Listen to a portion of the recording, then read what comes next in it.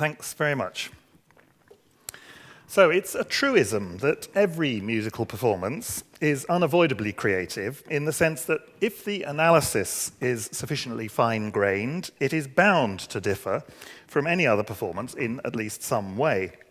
But such a statement collapses together significantly different ways in which the term creative can be used. Minimally, simply to indicate that there are features of some kind not found in any other performance. Combinatorially, to indicate that while none of the elements of a performance belong to a new category, they appear in an arrangement that hasn't been previously encountered. Or more radically, perhaps, to identify the kind of striking innovation that seems to come from nowhere, though we might want to question whether anything ever comes from nowhere.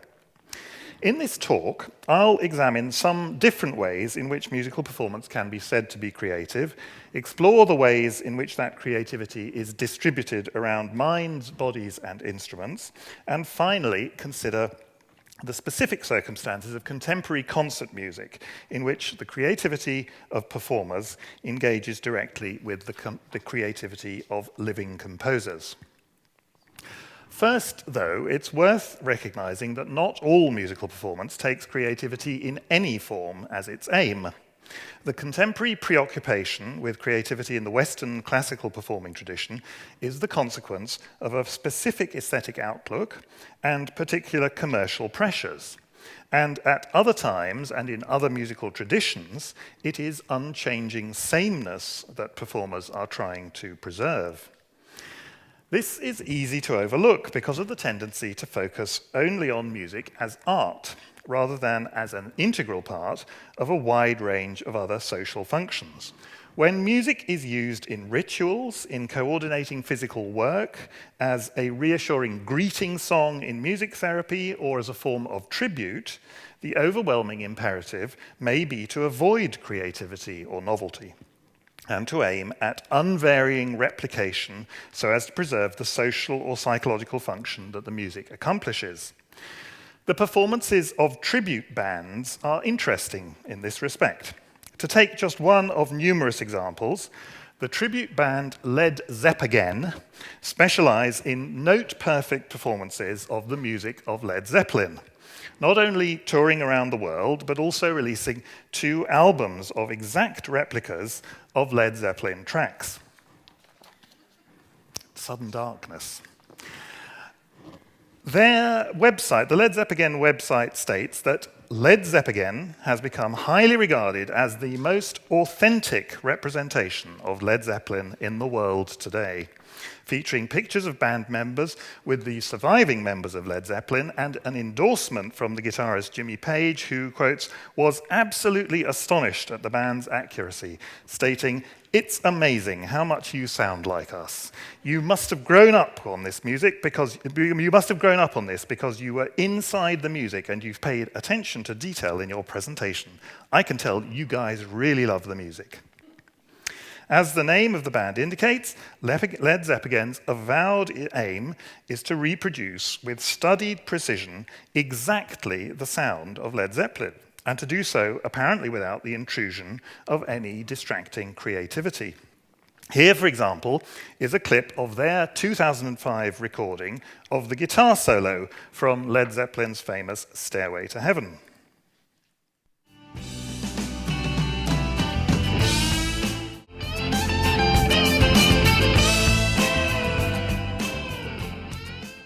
Here is the Led Zeppelin original, distinguished by its different recorded sound. There's more than 30 years between the 2 recordings, but otherwise, the note-for-note identical original of which what you just heard is a copy.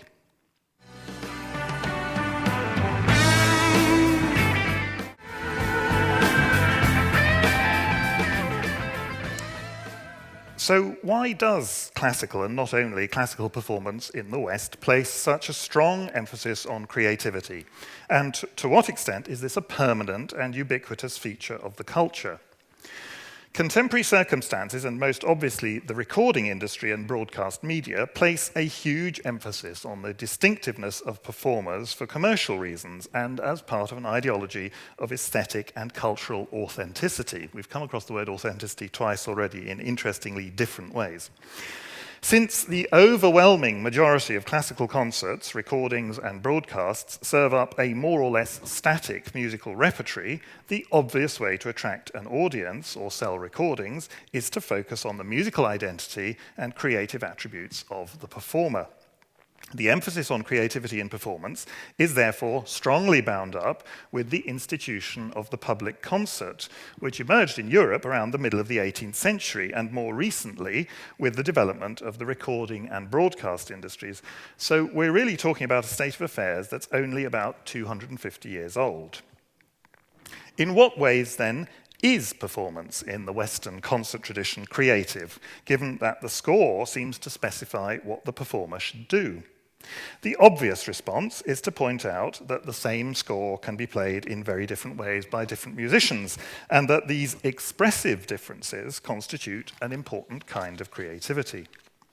But there are significant difficulties in agreeing on a definition of expression in performance that will support such a claim.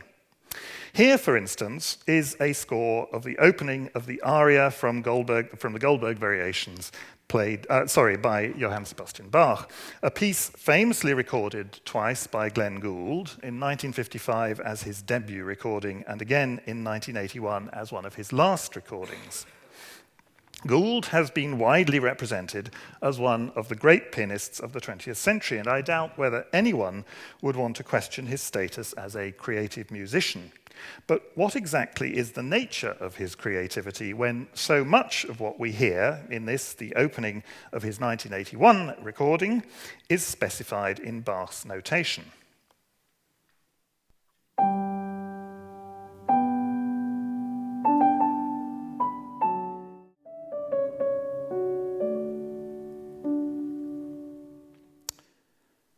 So the standard answer, and in many ways it's a perfectly good one, is that it's the subtle shaping of time, dynamics, balance, and articulation that constitutes Gould's creativity, all of these being attributes that are not specified in the score other than in very general terms.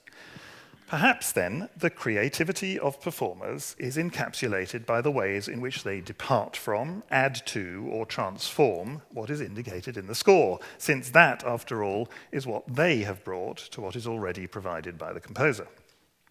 But there are problems with this definition, the most obvious of which is how to deal with music that doesn't have a score.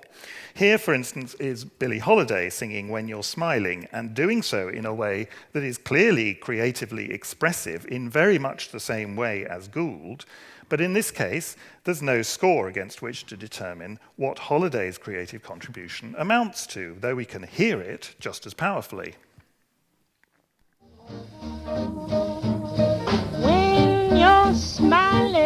When you're smiling, the whole world smiles with you. When you're laughing, the sun comes shining through. But when you're crying... So, if departures from or additions to the score really won't do as a characterization of expressive creativity in performance, perhaps the idea that expression is a transformation of or a departure from some kind of norm, standard, or prototype still has some value. In the case of Gould, there's a score to appeal to, and in the case of Holiday, we might propose some generally accepted default version of When You're Smiling, a kind of inexpressive prototype against which her extraordinary and creative performance is heard. But an alternative is to give up on the departures from approach altogether, as Dan Leach-Wilkinson has proposed. Leach-Wilkinson defines an expressive gesture as an irregularity in one or more of the principal acoustic dimensions, pitch, amplitude, duration, introduced in order to give emphasis to a note or chord, usually the start of a note or chord. Expressive gestures involve sounding notes for longer or shorter, or louder or softer, or in some other way different compared to the local average. Pointing out that expression has little to do with how notes depart from the notation, he argues that it's how much they differ from their surroundings and from what we've come to accept over the last few moments of listening as the local norm. Difference from the score is not what's expressive, change is. This gets away from the problem of what is or is not in the score and identifies change or local difference, or what we might call markedness, as the basis of expression. To what extent, then, can these changes or marked features be regarded as a manifestation of creativity? Creativity itself is notoriously hard to define, but most definitions exclude phenomena that are either accidental or completely determined. Margaret Bowden, for example, has characterized creativity as the ability to come up with ideas or artifacts that are new, surprising, and valuable. So what light does her definition shed on creativity in performance? First, a distinction might need to be drawn between expressive features of performance that can be regarded as the unconscious symptoms of underlying cognitive processes, and those, by contrast with, those that are the result of deliberate interpretative choices. It might be hard to argue that the former, the unconscious symptoms, if you like, that the former are creative components of the performance, since they seem to be an unconscious and perhaps even involuntary consequence of a performer's parsing of the musical structure, though it is still defensible to regard them as expressive features of the performance. A considerable body of research has shown that the timing, dynamic, and articulatory features of musical performances relate to basic aspects of musical structure, rhythm, harmony, melody, phrase structure, even when the performers themselves profess to have no conscious awareness of those structures, just as the expressive or prosodic features of speech can reflect linguistic structure without conscious awareness. By contrast, though, consider two performances of this often analysed Chopin Prelude. A professional pianist gave 6 performances of this prelude in the course of about an hour, and here are the timing and dynamic profiles for just the left-hand chords from 2 of his performances. So this is one of these standard kind of graphs of bars, or eighth notes, we should say, along the bottom, and on a kind of superimposed and arbitrary scale, tempo indicated by the dots. There are 2 different performances here, one in filled dots, the other in open dots, and these are note by note or chord by chord left-hand timing profiles. And here are the dynamic data for these same 2 performances. Again, the closed triangles corresponding to the closed circles here, and the open corresponding to the open. And you can see, as these 2 rings indicate, this is half of the prelude. This indicates that there are some significant differences both at the beginning and at this point, both particularly in dynamics, but also actually, although they look much less, they sound quite striking in the timing behavior as well. So this indicates that there are 2 rather different ways of going about playing this piece, coming from 2 moments, probably only about 15 or 20 minutes apart. So the pianist hadn't been asked to attempt deliberately different interpretations, nor had he been asked to adhere to a single view. These were freely given and spontaneously varying performances. Analyses of these 2 performances demonstrated significant differences between them, amounting to distinct interpretations of the music that bring out different aspects of the music's structure and overall character. In this case, it seems rather more defensible to claim that these distinctions do constitute a creative use of expression in performance, though it's worth noting again that there was no evidence that the performer was conscious of trying to articulate these different interpretations.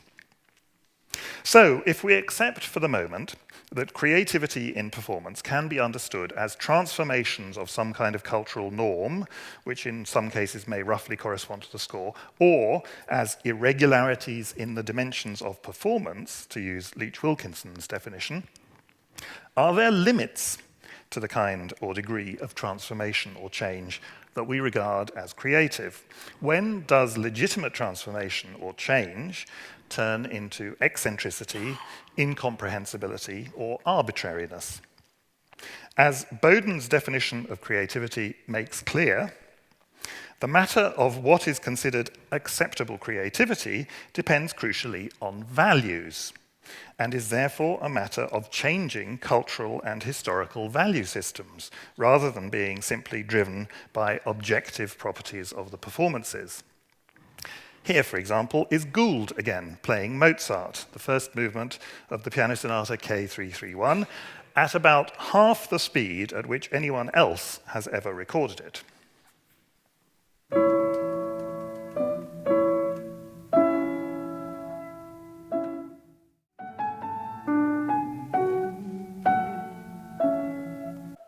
I'll stop him. So is this creative or just a weird aberration or eccentricity? Richard Taruskin has claimed that Gould's performances have become celebrated not so much for their brilliant innovation or creative uniqueness, but because they correspond to a particular cultural preoccupation, what Taruskin characterizes as modernist performance, with its focus on a particular conception of structure and integrity.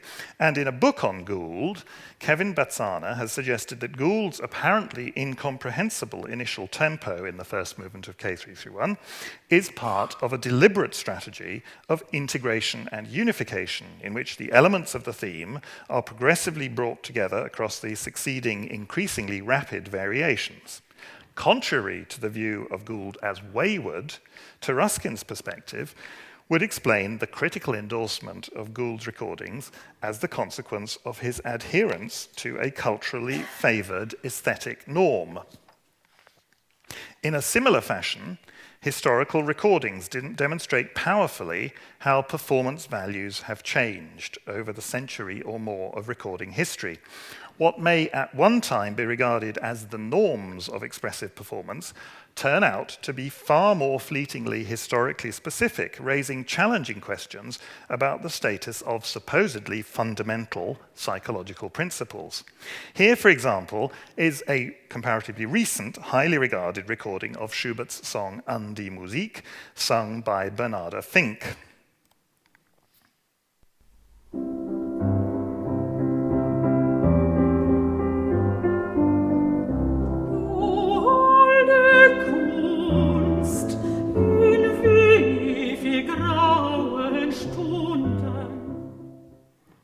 And here is a recording from just a little more than 100 years ago by one of the most celebrated singers of her time, Elena Gerhardt, accompanied by Arthur Nikisch.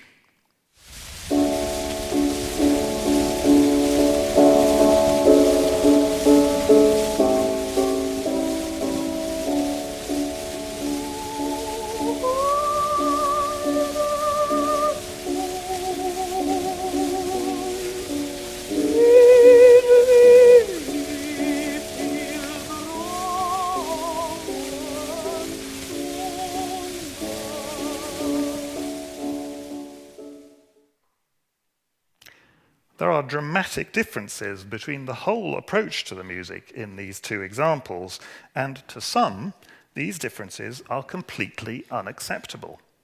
In a review of the reissue of this recording in 2000, John Austin wrote, Arthur Nikisch and soprano Elena Gerhardt were musicians of great renown in their day, but their 1911 performance of An die Musik is frankly appalling. Nikisch plays the opening accompaniment quickly, then slows to half speed when Gerhardt enters. What follows, for nearly 4 minutes, is not so much a tribute to music as a travesty of it. Altogether, there is little offered by the early 20th century generations of singers that I should like young singers of today to hear. So, the examples of Gould and Gerhardt highlight the fascinatingly fluid boundaries between the normative, the creative, and the incomprehensible, and the shifting cultural and historical context within which such judgments are necessarily made. The study of recordings also raises questions about the effects of influence on the creativity or distinctiveness of performers. With the global reach of recordings, performers potentially face overwhelming exposure to the sound of other people's interpretations.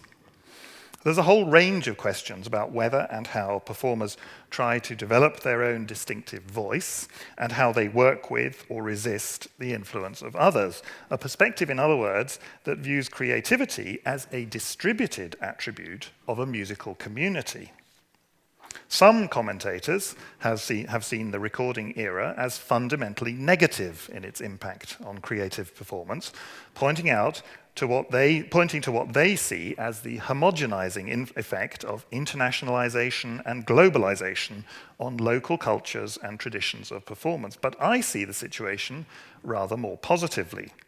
Much the same kind of anxiety greeted the arrival of the internet, television, the novel, even the advent of printing, all of which were announced as being the end of civilization on very much the same grounds.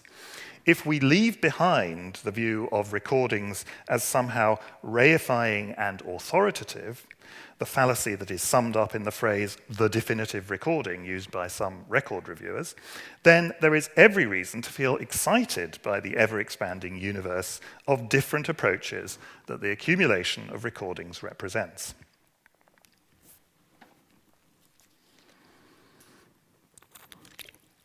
Now, I've so far said nothing about the most obvious form of creativity in performance, namely improvisation. But I'm going to use an example of improvised performance to talk briefly about the instrumental and embodied nature of creativity in performance. Playing music is not the kind of abstract and conceptual activity that some cognitive models have portrayed it as, but an intensely physical activity in which the relationships between bodies and instruments loom large. Anyone who's learned to play an instrument will be all too aware of the frustrations and difficulties of that relationship, the discomfort and awkwardness, and the failure of either your own inadequate body or the uncooperative instrument to do what you want it to do. But that same physicality can also be a source of intense pleasure and creative excitement, as is evident from this clip of the American jazz pianist Cecil Taylor in the middle of a free improvisation filmed in 1981. Notice the obvious excitement and almost libidinal intensity of his relationship with the instrument and his own body, seen as much in his face as in the rest of his body. And I'm sorry about the poor quality of this video and the kind of visual distortion at the top of it, but you'll see what I mean.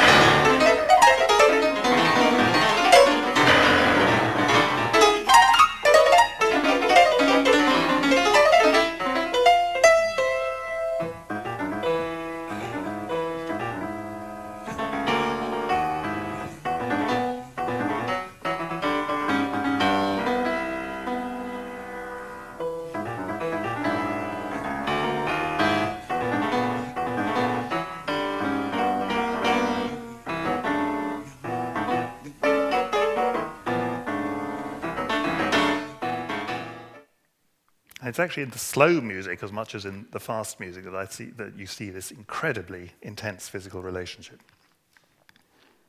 So, to draw together some of my thoughts so far, some of my threads so far, we can understand creativity in performance as the collaboration or interweaving of the possibilities of a score, where there is one, or a cultural model of some kind where there isn't, the tacit performance practices of a musical culture, the perception-action capacities of a player, the affordances of an instrument in relation to those capacities, the influence of recordings and other performances, and the affordances of the musical material, which may be refractory and resistant, as in the case of unfamiliar and rigidly controlled musical systems, or enabling and accommodating, as in the case of a familiar and loosely woven vernacular music. These threads intertwine in a dynamic manner, as this kind of sketch diagram attempts to convey. Though what I've shown here is a very individualistic string corresponding to just one performer and must be imagined as similarly entwined with other such strings to form the more common rope, if you like, of collective musical performance. With the exception of Billie Holiday and Cecil Taylor, I have so far focused on performers playing the music of composers who are long dead. But what kinds of creative possibility are opened up when we turn to living composers and their interactions with performers? This is the specific focus of a project in which I'm involved as part of a collaborative research centre, the Centre for Musical Performance as Creative Practice, funded by the United Kingdom's Arts and Humanities Research Council, and which brings together the music departments of Cambridge, Oxford, King's College London, and Royal Holloway London. And I'm going to use the remainder of this lecture to talk about some aspects of the Oxford project. With the project research fellow, Mark Doffman, we are looking at the distributed and collaborative creative practices that take place in the interactions between the composers and first performers of a variety of pieces of new music. And for today, I'm just going to touch upon two of those pieces. An hour-long work called Tongue of the Invisible by the Australian composer Lisa Lim for baritone, improvising pianist, and 16-piece ensemble, which was premiered in Amsterdam in the summer of 2011. And a rather shorter piece entitled Ouija for solo violin and laptop computer by the Cambridge composer Jeremy Thurlow, written for the virtuoso violinist Peter Shepherd-Skerved. Both works combine fully notated music with improvised and semi-improvised elements, and in doing so, clearly require the creative input of the performers. The ensemble that commissioned Tongue of the Invisible is the German contemporary music ensemble Musikfabrik, based in Cologne. And the commission celebrated the 20th birthday of the ensemble, which was formed in 1991.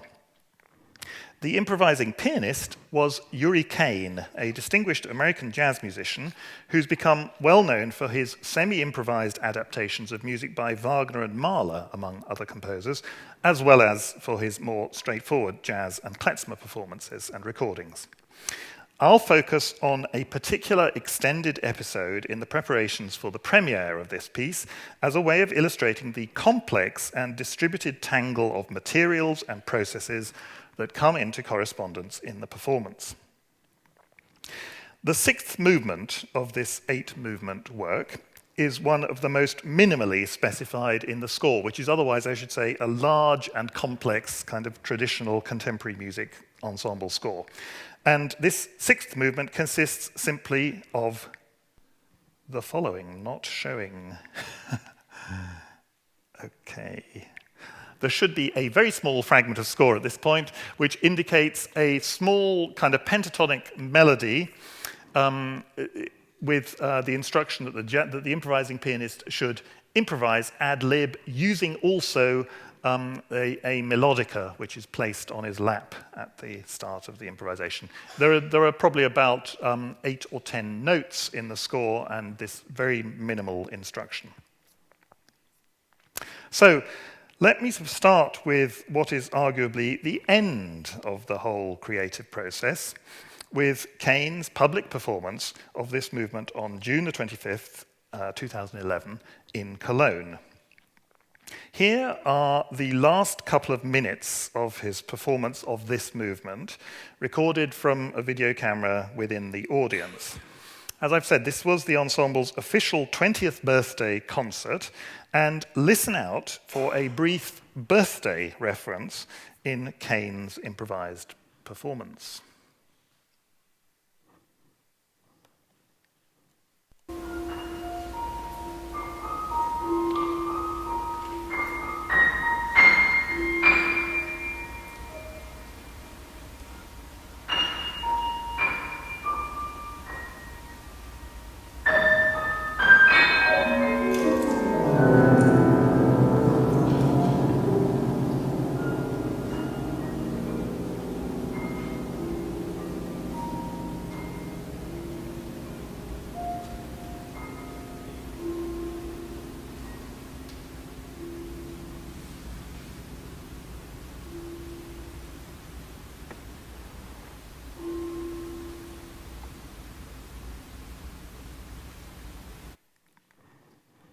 So, to trace where this brief clip of music has come from, what kind of creative process has brought us to this particular passage of music, we have to go back to around 2 weeks earlier, in the run-up to the premiere in Amsterdam.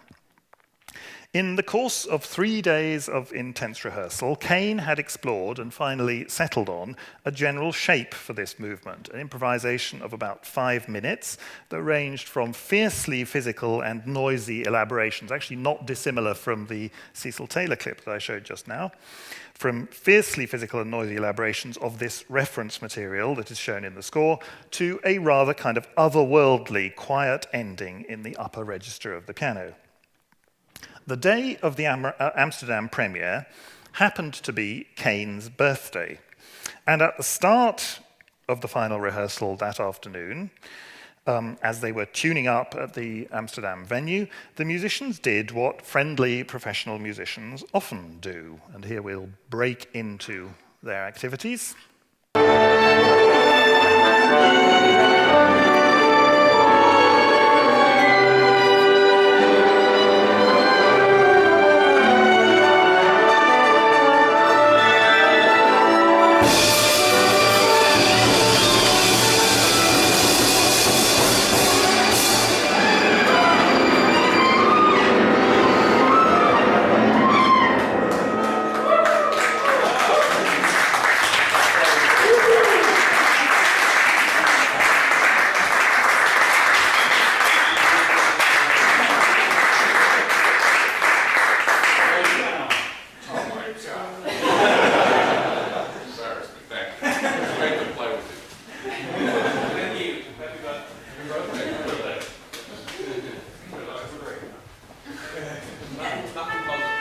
Okay, and at that point, they sound the A again and get on with really tuning up and getting on with the rehearsal. In case you didn't hear what he said, Yuri says, oh my God, it's embarrassing, thank you, it's a pleasure to play with you, thank you. And that's when he goes like this. And Andre de Ridder, the conductor, and then followed by others, says, thank you, happy birthday. Now, one thing that I want to emphasize is the kind of guest-host relationship between Kane and the rest of the ensemble. The ensemble consists almost entirely of permanent salaried members, and Kane is a guest with them for this specific project. They're making a kind of warm and friendly gesture towards him by playing Happy Birthday, and he is reciprocally expressing his appreciation. So the rehearsal proper then started and culminated in a complete run-through of the piece. This is the end of the 6th movement during the run-through. So this is in the Amsterdam BIM house. And listen out again for the reference to Happy Birthday. You'll also notice, incidentally, that when the clip starts, you may be able to hear dimly that there's someone coming up some stairs on the stage right. And many of the players kind of turn to see who it is that's coming up. They then stop. So they start then to face the front. And when you hear the birthday reference, which I guess you probably will, you will see many of the players kind of turn to one another, and one or two of them actually turn towards Yuri Kane himself, and kind of, well, you may just be able to see it on this blurry video, and they kind of smile either to themselves or to one another. So this is, as I say, the end of the run-through of the same movement.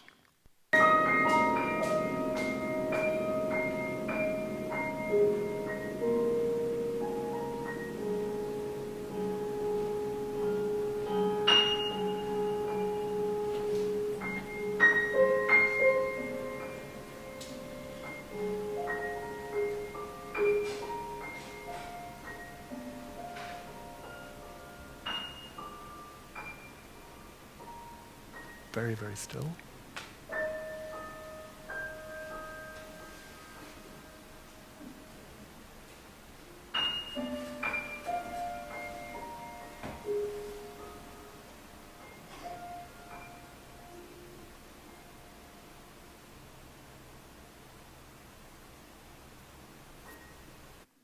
So, in this rather, to my mind, nicely judged and not too obvious creative elaboration, Kane works into the end of his improvisation a reference to Happy Birthday as a way of kind of paying back the compliment that the ensemble had paid to him just earlier in the same day, and at the same time as a way of achieving a rather striking but very simple transformation of the melodic material on which his improvisation was based. I should actually perhaps at this point out that the pitches that are specified in Lisa Lim's score for this piece are the pitches F, D, C, B flat, A flat.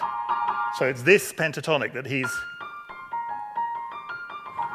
playing around. And all that he does is to go.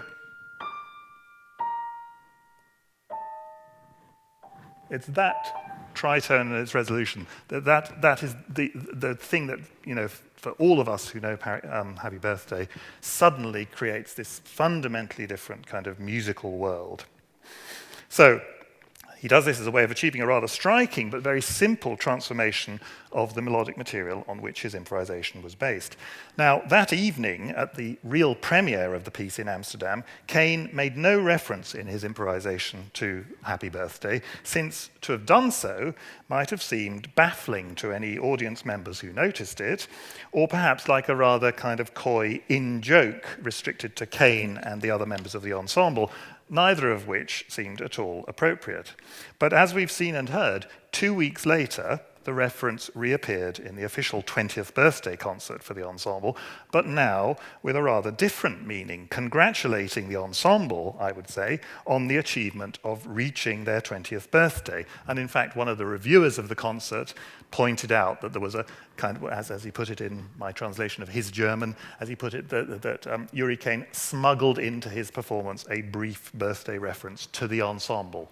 In this case, the reviewer hearing it as indeed a reference to the 20th birthday of the ensemble. But now with this rather different meaning, congratulating them on their birthday.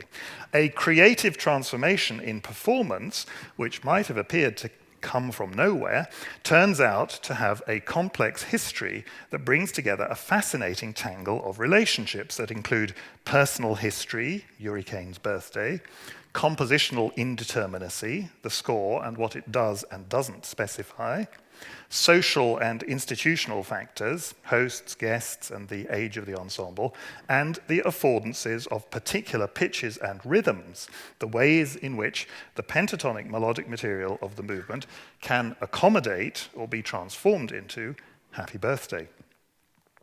Finally then, and very briefly, let me say a little about Ouija, the piece for solo violin and laptop computer, written by Jeremy Thurlow for Peter Shepard-Skerved.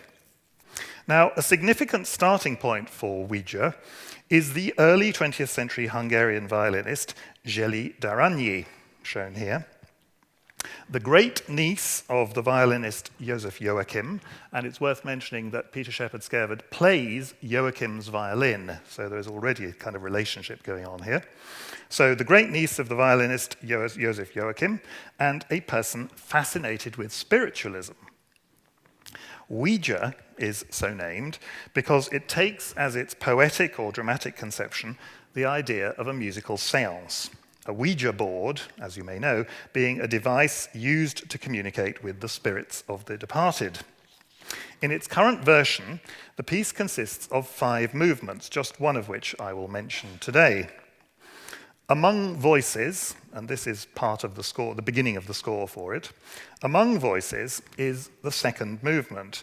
And I should say that the piece, the 5 movements range from being fully notated in the sense that anything can be fully notated, i.e. conventional Western concert notation, through this kind of semi-determinate notation, through to almost completely improvised, simply a tiny beginning and instruction to improvise.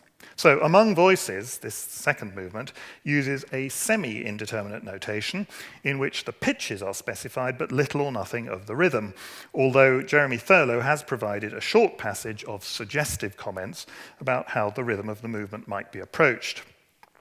The movement involves a constant interplay between the violin and the laptop, with the violinist swimming along, as Jeremy puts it, swimming among a shoal of other musical lines. Here is a short clip of Peter playing the piece for the very first time. I think this is almost literally the first time he's even seen the music on paper, let alone played it. So playing the piece for the very first time with Jeremy, the composer, in his Cambridge college room. I'll just play a little bit of this. You start, I'm going to pretend now. Okay. Yeah, you start.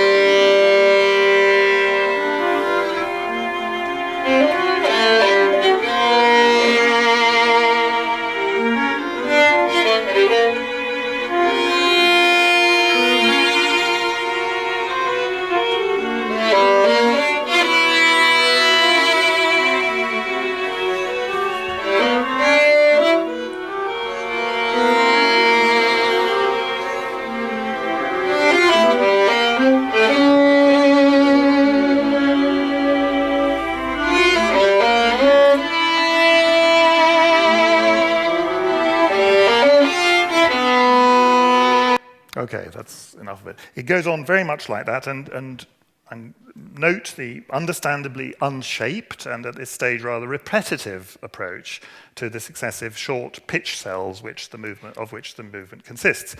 Now, immediately after this first playthrough, which also features, I should say, a very rudimentary version of what eventually became the laptop music, Peter and Jeremy spent some time discussing a whole range of ways in which the music might be developed, including Jeremy encouraging Peter to join successive cells into longer runs with a more dynamically developing character, and Peter, in turn, suggesting all kinds of ways in which the music made links with other music, with Gélie d'Aragny, and with the music with which she was associated. She was, for instance, a prominent performer of Bartók's accompanied violin sonatas in the early part of the 20th century. And so, talking about Aragny, her music, and the sound and character consequences of all of those associations. Peter and Jeremy met for another such workshop about a month later, during which they tried out the music in a much more appropriate space with a better acoustic and so on, and worked quite a lot more together on sound and pace and drama. Now, 2 months later, and with no further rehearsal or discussion in the intervening time, the premiere took place as part of Cambridge's May Music Week in the chapel of Sydney Sussex College, one of the colleges of the university. And here is a clip from that concert. I'm just going to take it, if I can, forward. Come on.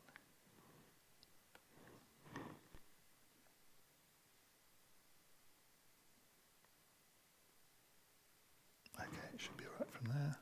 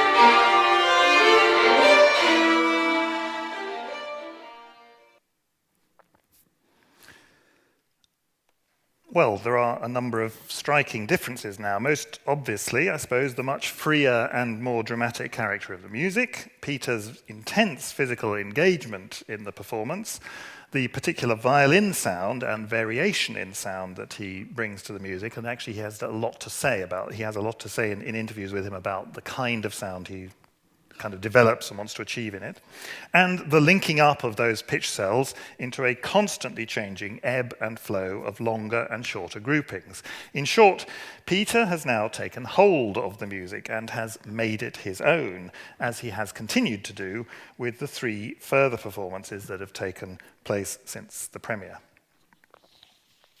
So to conclude then, creativity in any domain takes place within a complex physical and cultural environment, and this context not only provides the substrate within which creativity can grow, but also acts as the arbiter of whether what does grow is viewed as creative. Whether an activity, idea, or product is judged creative depends in part on the effect it produces in others who are exposed to it, and in particular on influential arbiters of taste. Margaret Bowden points out that because creativity by definition involves not only novelty but value, and because values are highly variable, it follows that many arguments about creativity are rooted in disagreements about value, end quote. Creativity is more often than not attributed to individuals, but must be understood as ecologically constituted across a complex intertwining of materials, social structures, technological systems, ideological formations, human bodies, and cognitive capacities, each of which constitutes a thread in what the anthropologist Tim Ingold calls the meshwork of an ecological system, a tangle of interweaving materials and processes that Ingold compares to the always changing tissue of filaments and knots that constitutes the distributed identity of a fungal mycelium. And there is a number of fungal mycelia. With a fungal mycelium in mind, Ingold describes organisms not as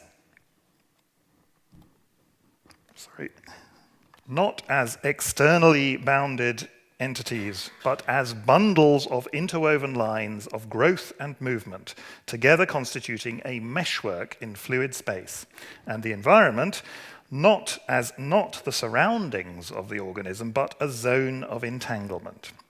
And as he writes in relation to the activities of builders, gardeners, cooks, and painters, neither brick nor mortar nor soil nor the ingredients in the kitchen nor paints and oils are objects, they are materials. And what people do with materials is to follow them, weaving their own lines of becoming into the texture of material flows comprising the life world. Out of this, there emerge the kinds of things we call buildings, plants, pies, and paintings, and of course, music. Once again, this emphasizes the distributed and dynamic character of what can all too easily be seen in individualistic cognitive terms. It would, of course, be manifestly wrong to dismiss the role of cognitive processes altogether, but as I hope to have shown today, it makes little sense to try to understand such a practical and concrete phenomenon as creativity in musical performance without reference to the physical apparatus and cultural substance by means of which it is expressed. Creativity in performance takes place in the entanglement between socially constructed musical materials and performance practices, the possibilities and constraints of the human body and the instruments with which it interacts, and the perceptual, motor, and cognitive skills of individual performers, or as the philosopher Andy Clarke has put it, in the complex cognitive economy spanning brain, body, and world. Thanks very much.